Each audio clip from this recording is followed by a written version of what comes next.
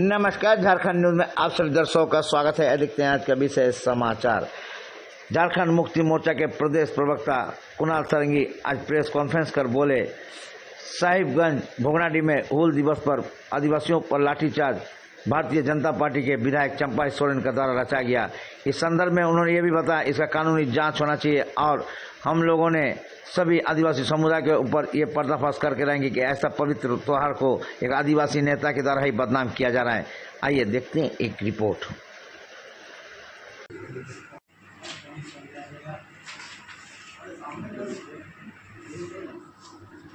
जून को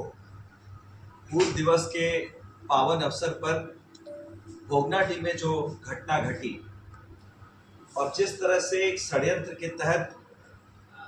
राज्य सरकार को बदनाम करने की कोशिश विपक्ष के द्वारा की गई, उसी विषय को लेकर आज ये प्रेस वार्ता है। मैं सभी प्रेस के साथियों का हृदय से आभार व्यक्त करता हूँ। सबसे पहले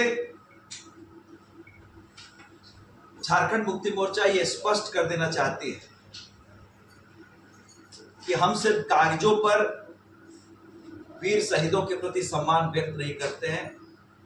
उस सम्मान को धरातल पर भी उतारते हैं।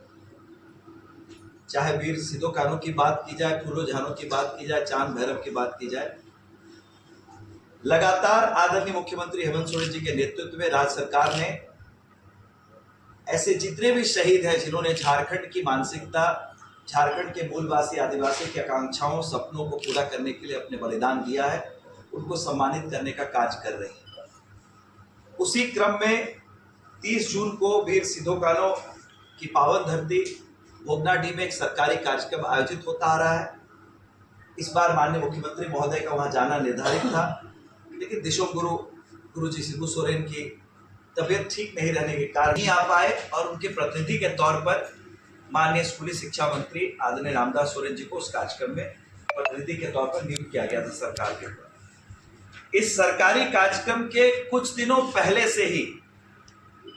विपक्ष के संरक्षण में, और जिस व्यक्ति की तस्वीर मैं आपके साथ साझा कर रहा हूं, मंडल मुर्मू, जो पिछले विधानसभा चुनाव में माननीय मुख्यमंत्री हेमंत सोरेन जी के नॉमिनेशन में जिनका हस्ताक्षर भी था, उन्होंने माननीय मुख्यमंत्री महोदय जी के समर्थन में उनके नॉमिनेशन पेपर पर साइन किए थे। और कुछ ही दिनों बाद असम और मध्य प्रदेश के पूर्व मुख्यमंत्री शिवराज सिंह चौहान जी के साथ भारतीय जनता पार्टी की सदस्यता ग्रहण की और इस आधार पर माननीय मुख्यमंत्री महोदय के नॉमिनेशन को कैंसिल करने की भी मांग। इस व्यक्ति को मोहरा बनाकर पूरा खेल भोगनाडीह में खेला गया है और ये भोगनाडीह के उस इलाके का ये स्ट्रक्चरल ड्राइंग है जो आप देख सकते हैं कि किस तरह से पूरे राज्य की मीडिया को, राज्य के लोगों को दिग्भ्रमित करने की कोशिश की जा रही है कि उन्हें पूजा स्थल पर नहीं जाने दिया गया और शहीदों का अपमान किया गया, शहीदों के वंशजों को पूजा नहीं करने दी गई। ये पूजा स्थल है जहां पर कि उन्हें फांसी दी गई थी वीर सिद्धो कान्हू को, वहां पर पूजा होती है। वहां से लगभग 1 किलोमीटर दूर में ये शहीद पार्क बना हुआ है जो विशुद्ध रूप से सरकारी जमीन पर है, जिसे मंडल मुर्मू के नेतृत्व में लोगों के द्वारा ताला लगाने का काम किया गया है। जो सरकारी प्रॉपर्टी, वहां किसी को अधिकार नहीं है ताला लगाने का या ये तय करने का कि उस पार्क में कौन जाए। जो सरकारी कार्यक्रम होता है वो इस पार्क के इस ओर जो सरकारी मंच बना है उसके ठीक पैरेलली एक मंच बनाने की कोशिश षड्यंत्रकारियों के द्वारा की गई थी ताकि सरकारी कार्यक्रम को फेल किया जा सके, सरकार को बदनाम किया जा सके, माननीय मुख्यमंत्री के विरोध को स्वरूप दिया जा सके, जिसकी इजाजत निश्चित रूप से कोई भी संवेदनशील प्रशासन नहीं देगा। क्योंकि सरकारी कार्यक्रम में बाधा उत्पन्न करने के उद्देश्य से अगर कोई कार्यक्रम आयोजित करने की कोशिश की जाएगी तो लॉ एंड ऑर्डर को बरकरार रखना किसी भी जिला के प्रशासन के लिए सबसे बड़ी प्रायोरिटी है और उसी प्राथमिकता को देखते हुए उनको परमिशन डिनाई किया गया। इस मंच पर भारतीय जनता पार्टी के कई बड़े नेता जाकर वहां लोगों को भड़काने के उद्देश्य से वहां उपस्थित होने वाले थे, जिसकी तैयारी बीते 10-15 दिनों से चल रही थी और उसी का वो मोहरा है जिसे कल गोड्डा पुलिस ने राज्य की जनता के समक्ष प्रेस कॉन्फ्रेंस के माध्यम से पेश किया है। पूर्व मुख्यमंत्री आदरणीय चंपई सोरेन जी के सहयोगी जो 2 लोग थे जिन्हें इस षड्यंत्र को जमीन पर अंजाम देने के लिए लगाया गया था, उनके षड्यंत्र का पर्दाफाश किया है गोड्डा की पुलिस ने, और बहुत ऐसे कारनामे सामने आने भी बाकी हैं जिसकी जांच चल रही है। तो विशुद्ध रूप से राज्य सरकार ने सभी शहीदों के वंशजों को मंच पर आदरणीय रामदास सोरेन जी, वहां पर सांसद विजय हांसदा जी और तमाम वरीय पदाधिकारियों की उपस्थिति में उन्हें सम्मानित करने का काम किया। सिर्फ मंडल मुर्मू जो आज कहीं ना कहीं भारतीय जनता पार्टी के मोहरे बने हुए हैं, इन्होंने उन तमाम संसाधन जो उन्हें भारतीय जनता पार्टी के द्वारा उपलब्ध कराए गए थे, पूर्व मुख्यमंत्री रघुवर दास जी भी कुछ दिनों पूर्व घूमकर आए हैं भोगनाडी से, तो ये जो तमाम संसाधन मंडल मुर्मू जी को उपलब्ध कराए गए थे, मंडल मुर्मू जी ने उसका इस्तेमाल 30 जून को वहां पर उपद्रव करने के लिए किया। निश्चित रूप से किसी भी प्रशासन की प्राथमिकता होती है, पुलिस ने अपना काम किया, प्रशासन ने अपना काम किया। इसके माध्यम से वहां के जिला प्रशासन ने इन लोगों को पहले ही सूचित कर दिया था कि आपके कार्यक्रम की अनुमति नहीं दी जा सकती। लेकिन इस माहौल को खराब करने के लिए एक सुनियोजित षड्यंत्र के तहत वहां पर विद्रोह प्रदर्शन कराया गया 30 जून को, ताकि राज्य में राज्य सरकार के प्रति एक गलत संदेश दिया जा सके। और इसका जीता जागता उदाहरण है कि पूर्व मुख्यमंत्री चंपई सोरेन जी के सोशल मीडिया हैंडलर उनके निजी सहायक के रूप पर काम कर चुके जिस व्यक्ति को कल गोड्डा की पुलिस ने आपके सामने रखा,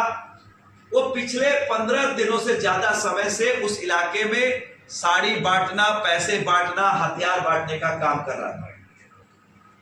तो इसकी क्यों आवश्यकता पड़ी? जमशेदपुर से कोई जाकर भोगनाडी में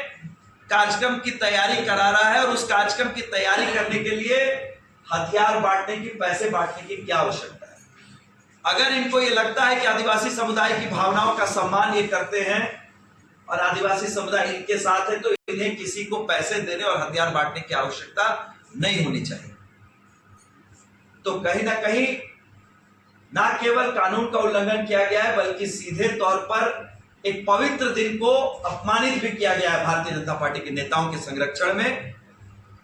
और एक तो चोरी, उस पर सीना जोरी। गठित तमाम भारतीय जनता पार्टी के नेता एक्टिवेट कर गए कि आदिवासी समुदाय पर लाठीचार्ज हुआ है, आंसू गैस के गोले छोड़े गए हैं और यह सरकार द्वारा प्रायोजित अत्याचार है। मैं खुले तौर पर चुनौती देता हूं भारतीय जनता पार्टी के नेताओं को कि वो बताएं कि जिन 2 व्यक्तियों को गोड्डा की पुलिस ने कल प्रेस कॉन्फ्रेंस में आपके समक्ष रखा है, उन 2 लोगों से भारतीय जनता पार्टी का कोई रिश्ता नहीं। चंपई सोरेन जी स्पष्ट करें कि वो उस व्यक्ति को नहीं जानते हैं जो पिछले 10 दिनों से संथालपल्ला में रहकर विभिन्न विधानसभा क्षेत्रों का दौरा करके माहौल को खराब करने का षड्यंत्र कर रहा था। उस व्यक्ति को ये नहीं पहचानते, इस बात को वो स्पष्ट करें। इसलिए सीधे तौर पर जो लोग सामने से खेल रहे थे और जो लोग पीछे पर्दे के पीछे से खेल रहे हैं, उनका भी नाम बहुत जल्द सामने आएगा। इस तरह के षड्यंत्र को लेकर राज्य सरकार की 0 टॉलरेंस पॉलिसी है। कोई भी व्यक्ति जिसने सामाजिक सद्भाव को खराब करने की कोशिश की है, झारखंड में माहौल को खराब करने की कोशिश की है, चाहे वो कितने भी बड़े पद पर बैठा हो, कानून के हाथों से वो नहीं बचेगा। ये राज्य सरकार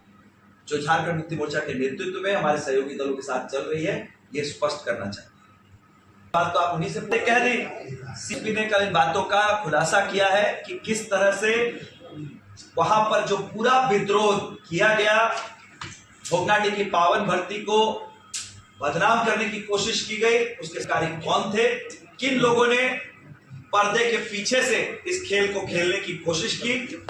किन लोगों ने झारखंड के आदिवासी समुदाय में एक नेगेटिव और गलत संदेश देने की कोशिश की, उन तमाम बातों का खुलासा कल गोड्डा की एसपी ने किया है। इसलिए इन्हें राज्य की जनता के समक्ष माफी मांगनी चाहिए, और जो भी लोग इस घटना को लेकर जिम्मेदार हैं, कानून के हाथों से कोई नहीं बचेगा। और झारखंड मुक्ति मोर्चा जिला प्रशासन से उन सभी लोगों की गिरफ्तारी की मांग करता है। नेता कि पिछले 10 दिनों के अंदर जो स्कॉर्पियो उनके पास आई है, वो कहां से आई है? तो तमाम संसाधन भारतीय जनता पार्टी के द्वारा उन्हें उपलब्ध कराए गए थे ताकि भोगनाडीह की पावन धरती पर जब माननीय मुख्यमंत्री महोदय का कार्यक्रम हो, उस कार्यक्रम को व्यवधान डाला जा सके और राज्य सरकार को बदनाम किया जा सके। भी हम लोगों ने नहीं सोचा और यह दुर्भाग्यपूर्ण है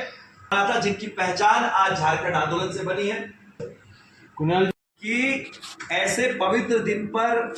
विशुद्ध रूप से राजनीतिक कारण से राजनीतिक